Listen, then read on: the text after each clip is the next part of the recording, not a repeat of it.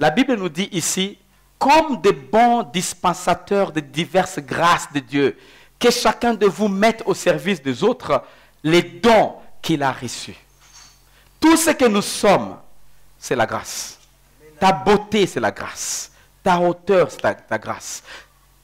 Être grand ou petit, mince, c'est juste la grâce. Et c'est pour servir. Je vais donner un exemple au premier culte. Tu sais, moi, je peux être ici, je me dis, là, il y a toile d'araignée. Je voulais vraiment enlever ça. Mais quand je me vois dans moi-même, je me dis, ma main est arrivée là-bas. Mais j'ai quelqu'un qui a été béni par la grandeur. Il est béni d'être élancé grand. C'est Papa Francis. Papa Francis, venez aider-moi. Lui, c'est fait là, il va toucher et ça passe. Et moi, je suis comme ça. C'est une bénédiction que Dieu nous donne, mais des fois, on ne voit pas la bénédiction. Amen, amen. Ce sont des grâces, en fait. Maintenant, si tu prends la grâce que Dieu t'a donnée, que c'est à toi seulement, tu as raté les plans de Dieu. Voilà pourquoi nous sommes tous différents. Mais chacun a des dons très forts. Ce sont des grâces. Maintenant, soyons des dispensataires, soyons des serviteurs, soyons des gestionnaires de ces dons là-bas, comme Dieu le voudrait. Il y a des gens qui ont les moyens, par exemple, et nous construisons. Moi, je donne 10 dollars. La personne qui a assez de moyens donne aussi 10 dollars. Mais ton argent, c'est pour faire quoi? Tu achètes de la sorcellerie. Tu achètes quoi? Parce que si ton argent ne sert pas Dieu, ne construit pas les choses de Dieu, on te voit comme on te voit, tu n'as pas trop changé. Ton argent fait quoi? Et c'est parce qu'on ne comprend pas que nous sommes les dispensateurs des dons que Dieu nous a donnés. Nous sommes différents. Laissez-moi vous dire, aujourd'hui nous sommes à ce niveau ici. Il y a un niveau où vous trouverez les gens qui sont là, ils seront très élevés. Et Dieu les fait comme il veut, comme il voudra.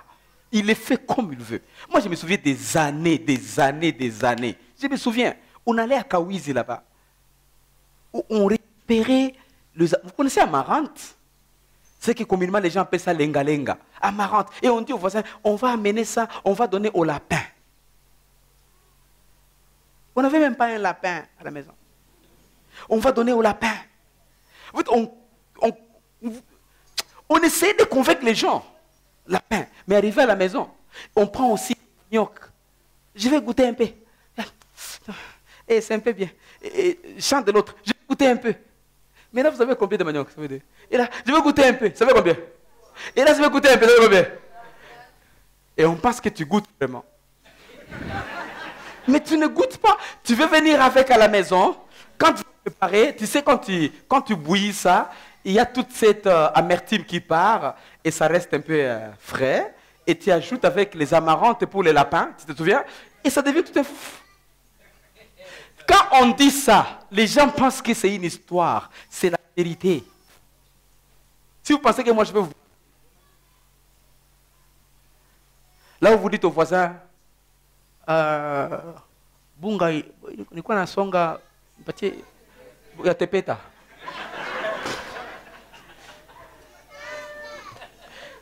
Ça, c'est une histoire vraie, en fait. Elle sait. Vrai. Maintenant, c'est le moment de sacrifice, le moment de se donner, le moment de travail, le moment de se focaliser. De garder la paix. Aussi la paix, mes amis, les gens qui sont mariés, qui sont ici. Gardez la paix chez vous. S'il n'y a pas la paix chez vous, ton argent ne fera rien. Ça va fuir. L'argent fuit la guerre. L'argent fuit le bruit. L'argent, c'est comme les pigeons. Quand il y a le bruit, l'argent fuit. Tu peux avoir comme ça, 1000 dollars, 2000. Mais dis-moi, tu es né avec quoi? Rien. Et tu quitteras la terre avec rien. L'argent fuit le bruit.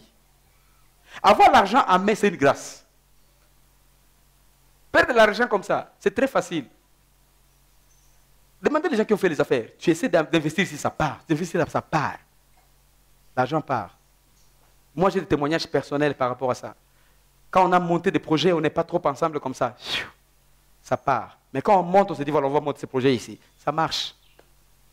Ou tu vas être prêtre, rester seul, ou tu vas te marier et accepter l'autre dans ta vie. Amen. Amen. Ça passe, hein? Et surtout aux jeunes mariés. Moi, j'ai plus de 20 ans déjà. J'ai mon expérience là. Je vous dis ce que je vis. Je sais On n'est pas parfait, on a des erreurs, tu vois. Des fois, on a des points de contradiction. Je dis non, non, non, non, comme ça. Mais en termes de finances, sois sage. Il y a d'autres qui n'écoutent rien là, jusqu'à ce qu'ils tombent dans beaucoup de problèmes. C'est-à-dire, il passe le ça va, mais au moins je l'ai dit. Au moins je l'ai dit. Parce que ce sont des vérités. L'argent fouille, ça fouille, ça fouille, ça fouille les problèmes. Sur ces, nous devons des dispensateurs. Vous avez des compétences, vous avez la qualité, vous avez la beauté, vous avez l'intelligence, vous avez les études, vous avez le voyage. Tout ça, ce sont des grâces que Dieu nous donne. Amen. Et les gens seront jaloux de ça. Ne pensez pas que les gens aiment vous voir comme vous êtes. Non, les gens n'aiment pas, ils aiment vous voir là-bas en bas. C'est seulement Dieu qui veut vous voir en hauteur. Nous sommes dans une guerre au fait de tous les jours. Moi, il y a 2 jours passés, je me réveille, je me sens faible. J'ai combattu dans une guerre. Je me dis, je ne suis pas charmé avec quelqu'un, je ne me sens pas que j'ai un problème, mais je me sens seulement faible. Jusqu'au mariage d'hier, j'ai dit au pasteur Robert, je me sens, je ne sais même pas c'est quoi. Toi, tu vas bénir. Moi, je vais t'introduire. Souvent, ce sont eux qui m'introduisent. Mais moi, je vais t'introduire, toi, tu vas faire ça. J'ai essayé d'introduire un peu. À un certain moment, je me sentis faible. Je suis parti jusqu'au bureau. C'est quoi? Ce sont des guerres. Dans le monde spirituel, il y a des guerres. Les gens ne veulent pas. Les démons ne veulent pas. Satan ne veut pas. Et des fois, on n'est pas trop prudent. Et quand on n'est pas trop prudent, des fois, nous tombons dans des histoires que Dieu ne pouvait même pas vouloir. Je vous encourage, mes amis. Nous sommes des dispensateurs des grâces de Dieu. Dispensons comme il faut. Il y a 3 sortes de grâces. Grâce numéro 1, c'est la grâce générale. La grâce générale. La grâce générale, c'est la grâce qui nous amène le salut. Au Kovu, Yaboure, on te dit, ouais, c'est Matou. Moi, Steven Alembe. J'accepte que je suis pécheur, je suis pécheur. Pardonne-moi, Seigneur. Pardon. Viens dans mon cœur. Et fais-moi une nouvelle créature. Désormais, je t'accepte comme sauveur et Seigneur de ma vie personnelle. Amen. J'ai la paix à mon intérieur, je n'ai rien fait, je reçois Jésus, je suis sauvé. Ça, c'est la grâce générale. Tout le monde peut le faire. Amen. Ça, c'est général. Grâce générale. Ça, c'est vraiment général. La guérison, on prie pour toi, tu es guéri. C'est grâce générale. Tu n'as rien fait. Il y a la grâce inconfortable. La grâce inconfortable, elle, tu ne peux pas prier pour ça. Tu fais la grâce générale, des fois tu pries. Mais inconfortable, tu ne pries pas. Et si tu veux connecter avec quelqu'un, tu peux saluer mon ami Jonas, que vous connaissez bien, qui est dans la Bible. Jonas avait une grâce. Mais sa grâce était inconfortable. Il s'est retrouvé dans un poisson. Dis-moi, qui a déjà été dans un poisson? Sauf Jonas. C'est-à-dire, c'est une grâce, mais inconfortable. Comment tu peux dans un poisson? Tu ne respires pas convenablement. Mais Dieu dit, tu vas être là pendant 3 jours. Et puis il va te vomir là où tu ne voulais même pas aller. C'est une grâce, n'est-ce pas? Mais une grâce inconfortable. Demandez Paul. Paul, il est docteur de la loi, il a la connaissance, il fait beaucoup de choses, mais il se rencontre un jour avec un type très lumineux. Un type, beaucoup d'éclat, tellement que même les yeux de Paul ont stoppé de voir. Complètement aveugle pendant un temps. Qui a déjà vu Jésus comme ça? C'est une grâce. Voir Jésus, c'est une grâce. Voir Jésus, c'est une grâce. Et une grâce inconfortable. Comment tu peux voir la lumière comme ça et ça te fait mal? Nous-mêmes, quand on regarde l'ampoule comme ça, c'est ça mal. Projecté, c'est ça mal. Mais lui, il a vu une lumière qui n'est pas motivée par l'électricité ou de quoi. C'est une lumière de la gloire du ciel. C'est vraiment une grâce. Moi, je voudrais aussi voir ça. Mais c'est inconfortable. Amen. Donc, il y a des grâces comme ça que vous allez rencontrer, mais des grâces inconfortables. Dieu veut te raboter, Dieu veut travailler sur toi, Dieu veut, je ne dis pas te fouetter comme tel, mais Dieu veut travailler sur toi, afin que vous puissiez être la personne qu'il faut pour que vous puissiez aller plus loin. Il veut lui-même travailler. Toi, tu fouilles, mais il veut lui-même travailler sur toi. Franchement, grandir orphelin, sans être... Mais être ramassé parmi les gens pour aller étudier à l'étranger, c'est une grâce. Tout le monde voudrait ça. Mais personne ne peut vouloir que son père meure à 13 ans. Qui peut le vouloir? Mon père meurt. Que mon père meure à 13 ans, Seigneur. Personne. En fait, cette prière-là, qui connecte avec la grâce inconfortable, n'existe pas. Voilà pourquoi, quand nous prions, nous ne savons pas prier. Parce que nous prions pour les choses qui nous plaisent. Alors que Dieu a sa volonté. Si j'ai parlé de parler en langue, c'est là que je peux vous dire, la prière la plus élevée, c'est la prière en langue. Parce que quand tu pries, tu ne pries pas selon ta volonté, mais selon la volonté de Dieu. Il fait de toi ce qu'il veut. Là, c'est la volonté, ça c'est la grâce inconfortable. Maintenant, il y a la grâce spéciale. C'est ça ce que nous parlons maintenant. La grâce spéciale, ça vient seulement aux gens qui se sacrifient, Pasteur Robert. Si vous ne voulez pas vous sacrifier, vous ne pouvez pas tomber dans cette grâce-là. Par exemple, être riche. C'est une grâce. Mais ce n'est pas une grâce qu'on ramasse sur la route. Ce n'est pas une grâce générale. Diriger un grand ministère qui fait l'influence dans le monde, c'est une grâce, mais pas une grâce générale. C'est une grâce spéciale. Je vais devenir comme Joyce Meyer. Hein? Toi. Ça va? Commencez d'abord par être violé par ton père. Et puis après, tu vas venir me parler. Tu vois, maintenant tout le monde a retiré. Tu vois? Même les rires ont diminué. Tu vois? Donc, il y a des choses incroyables. Je vais devenir comme Titi Jakes. Ah bon? C'est par fumer. Il était fumeur du genre. Aujourd'hui, on parle de Titi Jakes. Il bouge le monde. Il bouge le monde. Alléluia. D'accord. Commencez par fumer. Tu n'as jamais fumé mes Spotman. Chanvre comme ça, tu viens sur la route fou. Toi, tu n'as jamais essayé fumer. Tu n'as jamais essayé. La fumée du chanvre va t'amener sur la route. Tu es un ami, oui. Unatoka duru. Donc, c'est une grâce spéciale. Le seul ministère en Amérique qui a commencé à l'extérieur de la ville et que le gouvernement Texas est parti prendre les serviteurs en dehors de la ville, l'amener au centre-ville et acheter une grande parcelle pour la personne, donner en fait, pas donner, continuer ici le ministère. C'était Djex. Il n'a jamais été docteur, il n'a jamais fait l'université. Comme les autres que nous connaissons. Mes amis, il y a des grâces qui sont très spécifiques à quelques personnes, mais aussi, ça marche avec leur sacrifice.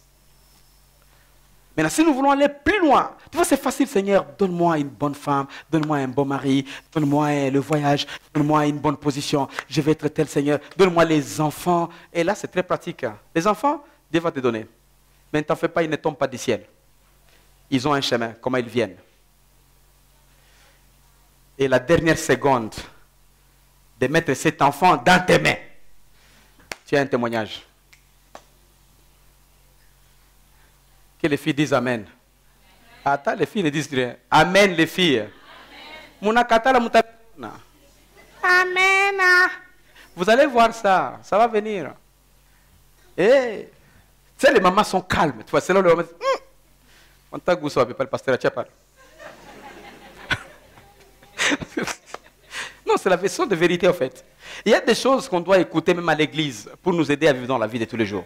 Donc, dire que je vais être maman de beaucoup d'enfants, c'est dire, mais ce n'est pas la prière, tu vois. Il y a des réponses, il y a des choses, les enfants viennent, il y a un chemin que les enfants suivent pour venir. Alléluia. Ça, c'est la troisième grâce. Et c'est la grâce que nous appelons, qui nous amène sur les chemins de la croix. Parce que la série que nous avons, c'est les chemins de la croix. Et je vais connecter avec ce verset ici de 1 Roi 6. Pardon, oui, 8, 6. 1 Roi, chapitre 8, verset 6, on est là. Les sacrificateurs portèrent l'arche de l'alliance de l'Éternel à sa place, dans les sanctuaires de la maison, dans les lieux très saints, sous les ailes de chérubins. Le verset apparaît comme ça, mais si vous regardez la charge de cette arche, si vous regardez comment c'était transporté, facilement le chemin de la croix vient. La souffrance. Il y avait 4 personnes Une ici, l'autre est là, l'autre est là, l'autre est là.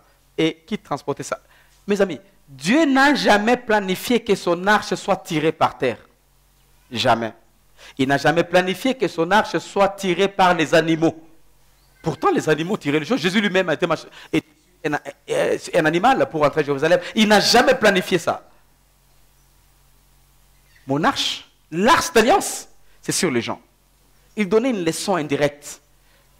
Que pour transporter ce qui est à moi, vous devez vous sacrifier. Voilà pourquoi il y avait dans les 12 tribus d'Israël, une seule tribu ne devait pas prendre le vin. C'était quelle tribu? Les Lévites. Vous ne pouvez pas servir à table. Vous servez dans les lieux saints et vous transportez le vin. Et ce n'était pas que le vin était du péché. Non. Il voulait seulement montrer que vous ne pouvez pas vivre comme les autres. Vous devez vous sacrifier plus. Vous devez être différent par rapport à votre vie, par rapport à ce que vous faites. C'est le sacrifice transporter la croix. Et c'est comme ça que l'évangile, des fois, on n'a pas bien équilibré dans la prédication. D'un côté, l'évangile, c'est profiter la croix de Jésus. Mais de l'autre côté, c'est aussi transporter nos croix et suivre Jésus. Alléluia. Et c'est là où je suis. Tu ne peux pas avancer, prier ou non. Si tu ne veux pas te sacrifier, tu ne peux pas avancer. Tu ne peux pas. Dans les finances, dans les relations, dans les projets, dans les différentes, tu ne peux pas avancer. Tu ne peux pas. Et je ne vais pas te mentir. Nous avons chaque mardi la prière ici. Nous prions. Nous voulons vivre dans la présence de Dieu. Nous sommes une église qui prie. Parce que beaucoup de gens pensent que non, comme ils disent ça, donc ils ne prient pas. Donc ils ne croient pas que la prière surpasse toute chose. Ils ne croient pas. Jésus était venu du ciel. Il n'a jamais péché. Il a prié. Oui, mais il s'est sacrifié sur la croix. Non. Ça va être difficile, hein? Ce n'est pas difficile. Jésus nous a donné l'exemple. C'est là où la place de la prière est là. Seigneur, de moi-même, je ne peux pas. Aide-moi à être fort. Vous vous souvenez, il a lui-même prié à Golgotha. Il a prié aussi dans les jardins de Gethsemane. Il a prié, toute sa vie était la prière. Beaucoup de gens disent quoi? Non, si moi je ne pêche pas, donc je ne peux pas prier. La prière, c'est pour les gens qui pêchent. Comme ça, ils vont demander pardon, pardon. Tu as un problème avec toi-même. La prière nous aide à nous approcher plus de Dieu. Ça nous aide à être sensibles aux choses spirituelles. Ça aide nos esprits à s'ouvrir au monde spirituel. Mais ça ne nous aide pas à prendre la place de Dieu dans nos vies. Nous devons nous sacrifier, nous devons travailler, nous devons nous mettre, nous devons être là. Voilà, donc ici nous voyons comment est-ce que l'arche d'alliance, l'arche de l'éternel était transportée par les gens. J'ai eu la grâce d'être là.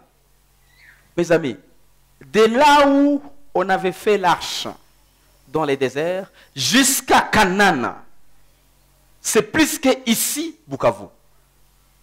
Dis-moi, on transporte, ce n'est pas même cercueil d'une personne, c'était gros que cercueil. Et on est là à pied, 4 personnes, une seule tribu, ils vont se changer entre eux. Et les autres seulement là-bas en train de chanter et c'est fini. Mais ces gens ne se sont jamais plaints. Vous et moi, quand on nous dit, on va acheter comme ça pour l'église. Evan. C'est maintenant qu'on fait mécanisme, vous voyez. Je crois. Donc, mes amis, même la vie personnelle, votre vie personnelle, laissons d'abord les ciments de l'église, laissons d'abord les fers à béton de l'église. Votre vie personnelle, vous ne pouvez pas construire si vous ne vous sacrifiez pas. Les gens qui ont construit et qui sont ici, ils comprennent ce que je dis.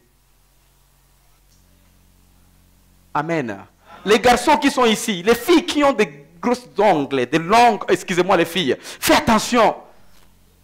Comment une fille peut avoir des ongles comme un démon? Elle est comme ça. Allô, caca? Non. L'amitié, ce ne sont pas les ongles. Travaillons. Et on peut changer pour les garçons aussi. Un garçon qui te bédèche, pantalon est là. Un garçon qui marche comme une femme. Soyons sérieux au travail. Tu ne peux pas aller plus loin avec une vie comme ça que tu as. Si nous voulons changer le monde, nous voulons changer la ville, nous voulons changer le pays, soyons sérieux. Et passons par les chemins de la croix. Les chemins de souffrance. Donc si tu vois un garçon qui est centré sur la beauté, la fille, ma fille là, fais attention. Les filles qui cherchent les beaux garçons, que le Seigneur vous bénisse. 95% des beaux garçons, ils sont paresseux. Des beaux. Donc les garçons, tu les regardes, tu dis, eh, ils sont pas restés.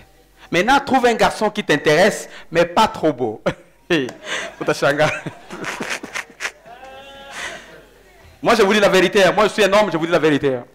Pour qu'un garçon beau arrive à transformer la vie comme ça, il doit avoir été soit orphelin, soit passer par le moment le plus difficile, soit rejeté. Mais un garçon beau, chez lui, grandit, maman, papa, tout. Hey, tu vas... Ça va être l'enfant de sa mère. Tu vas regretter. Maman, laissez-moi. Maman dit... Hey, maman. Alors, le sacrifice... Maintenant, tout le monde veut avoir, tu vois, tout bien, tout passer super. C'est comme ça. Ce n'est pas mal, mais je vous assure, mes amis, soyons directs. Acceptons le chemin de la croix. Ça n'a jamais été facile, mais c'est possible. Amen, amen. Dieu au voisin, c'est possible. C'est possible. C'est possible. Ah oui, moi, c'est possible. C'est possible. C'est possible. Mais c'est le chemin de la croix. C'est la souffrance. C'est la souffrance. Faire un chant et finir le chant, ce n'est pas facile. Mes amis, sacrifions nos vies. Essayons de pousser. Acceptons de souffrir si nous voulons atteindre les choses. Et ça, c'est le chemin de la croix. Jésus, regardez ce qui est venu à Jésus. Révélation 2:5. Révélation chapitre 5, verset 12, pardon.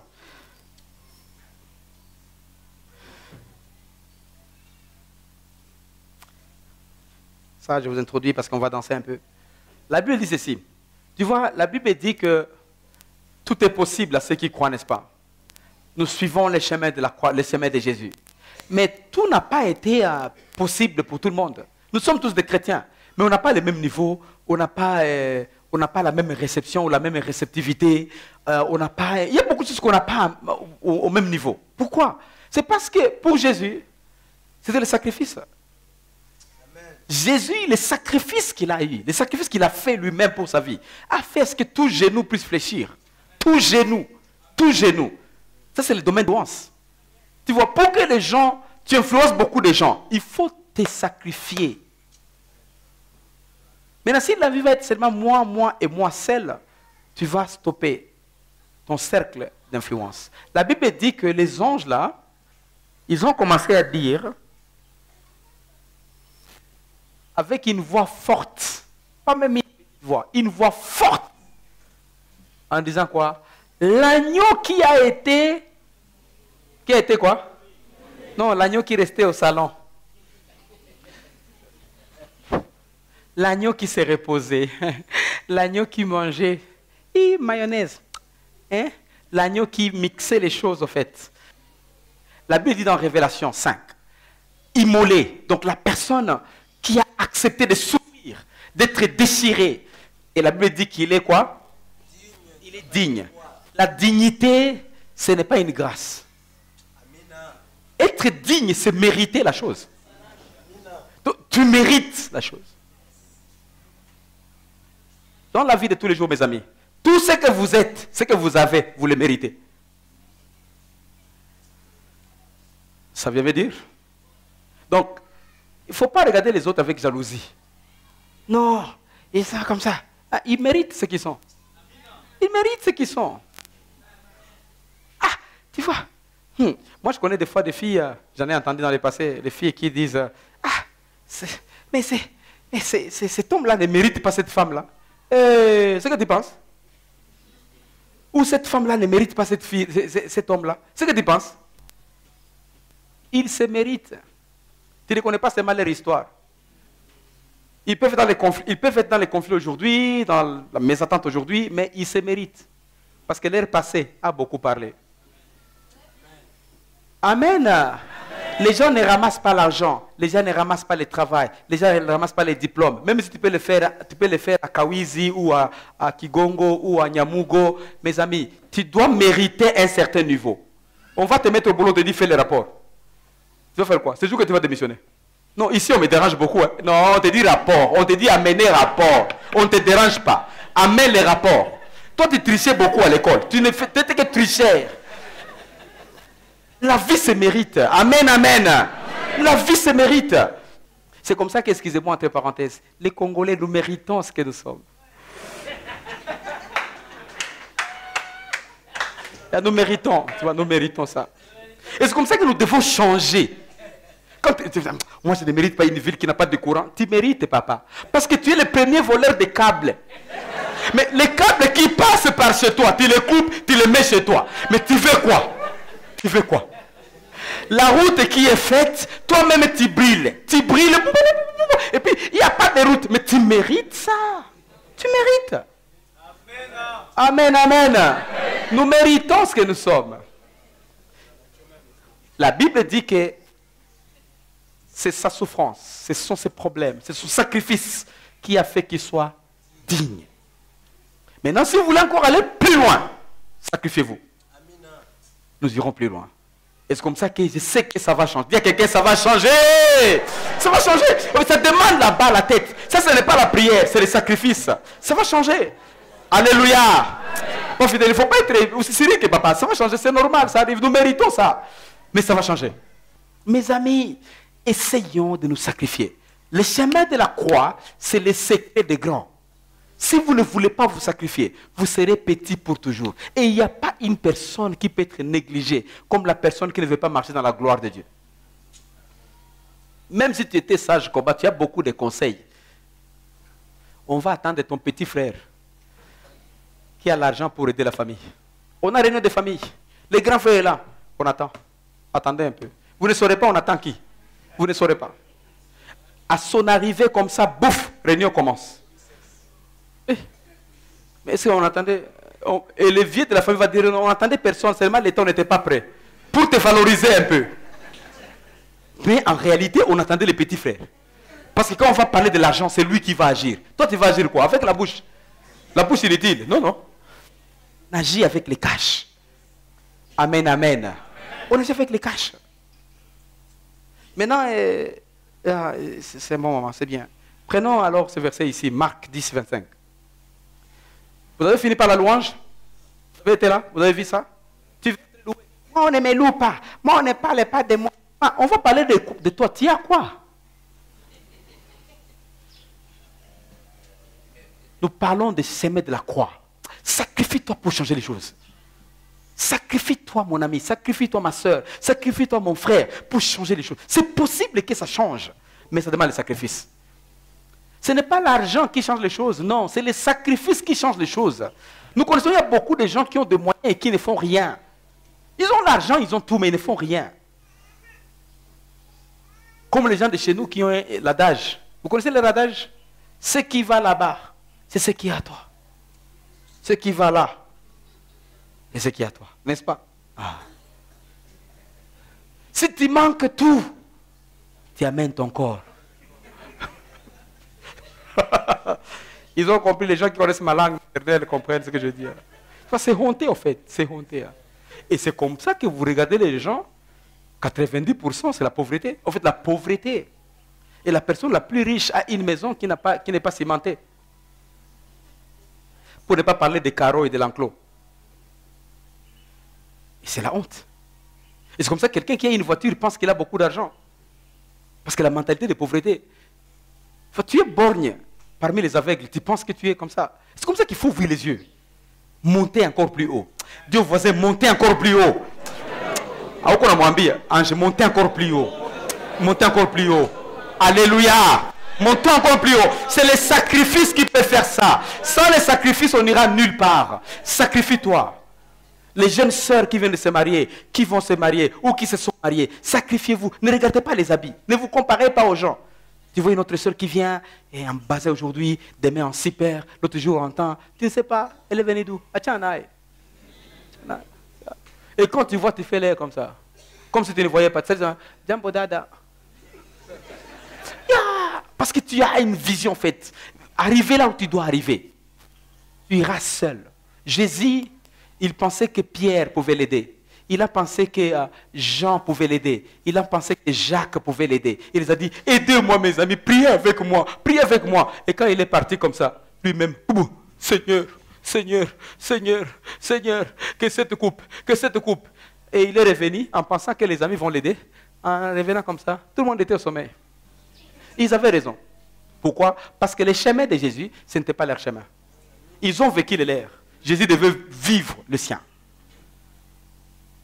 Donc, il ne faut pas vouloir que l'autre souffre comme toi.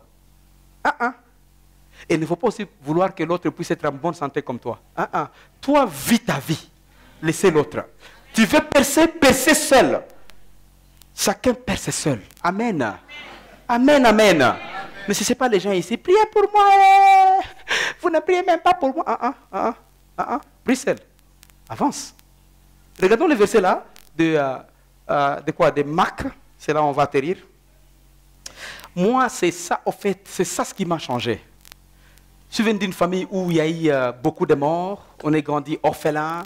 Une famille où il n'y avait pas assez d'espoir. Et nous avons eu un cours qu'on appelle le prix du progrès avec Joyce Meyer. The price of the progress.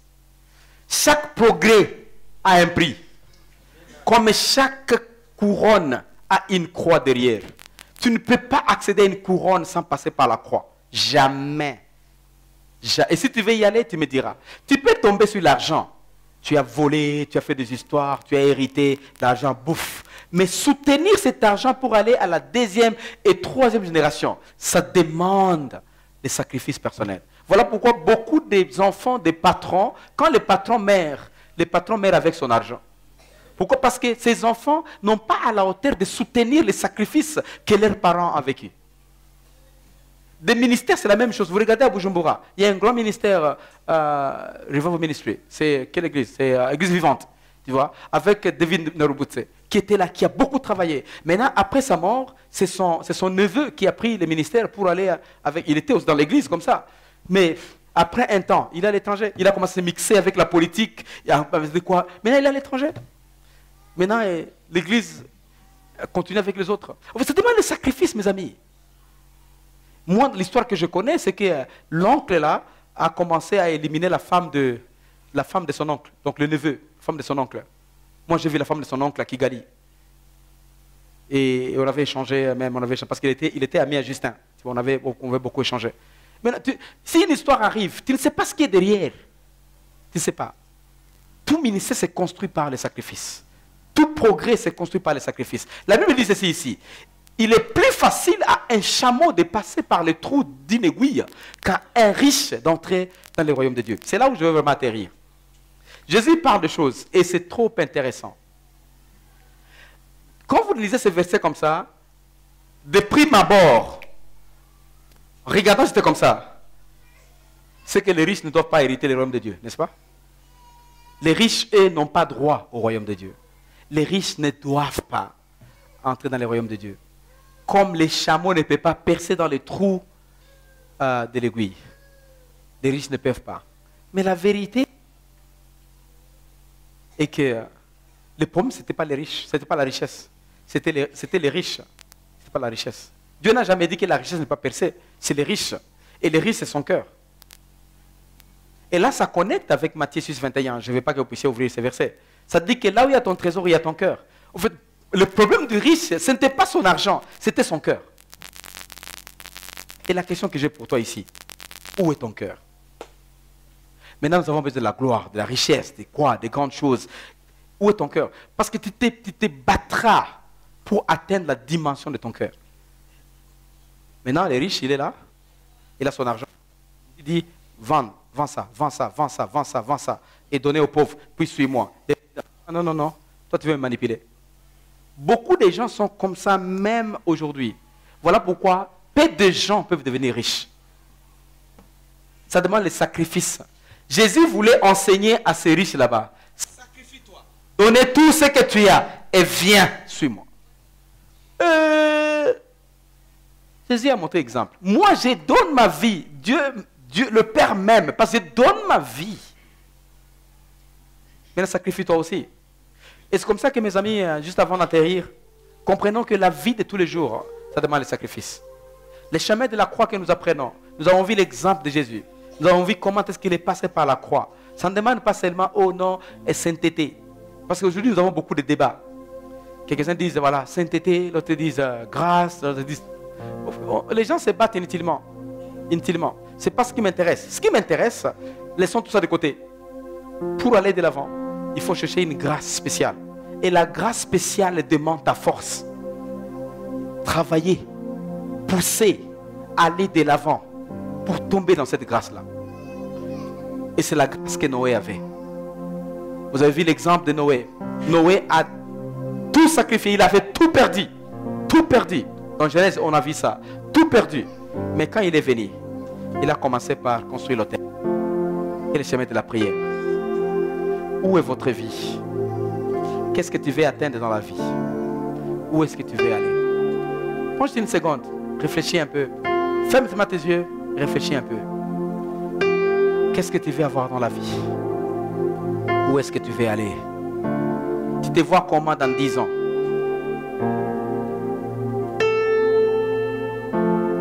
Le monde a besoin de toi. Dieu t'a établi sur la terre pas pour venir consommer son air inutilement. Il t'a établi pour que tu sois différent, pour que tu fasses la différence. La ville a besoin de toi. La province a besoin de toi. Ce pays a besoin de toi. Ce continent a besoin de toi. Ce monde a besoin de toi.